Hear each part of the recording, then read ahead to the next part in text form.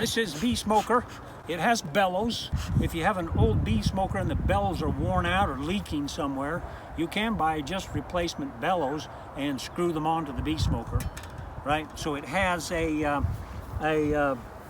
draft tube, an air tube that comes in the bottom, and then there's a grate inside there, and then there's the combustion chamber, and a nice smoker will have a hook on the end there, so you can hang that on the side of your hive while you're keeping bees, so you don't have to set it down in the grass. That's a nice feature because the bottom of the smoker can get really hot and you don't want to burn yourself or start a fire with it.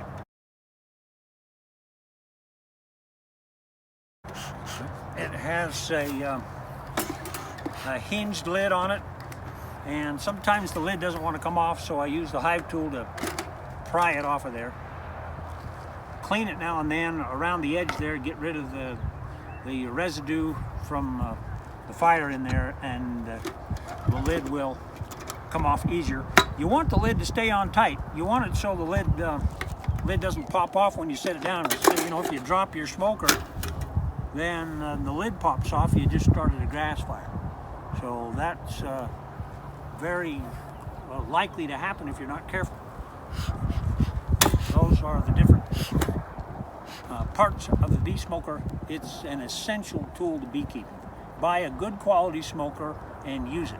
Be sure to start the smoker, make sure it's going well before you get into the beehive, because you don't want to have to stop and light the smoker again. Some days they just don't want to stay lit, and then some days you can't put them out. But there's a grate in the bottom of the smoker. So the smoke tube comes in at the very bottom, and then above that is a fire grate, and it has some legs on it to keep it up off the bottom, so the air can come underneath, just like in your fireplace. And so some smokers, depending on the brand, you have to bend those little legs down so it keeps the grate up off the bottom of the smoker. Something I noticed in one of the most popular bee books, it says in there about using your smoker. Start your smoker before, all in capital letters, you open the hive. That's good advice, because once you make the bees mad, it seems like no amount of smoke will calm them down, where you could have just put a little bit of smoke on them before you open the hive, and the neighbors wouldn't have got stung. So there's good advice about using bee smokers that have come with years of experience. So it's an essential tool. I would buy a good one. Don't be afraid to spend money on a good quality smoker.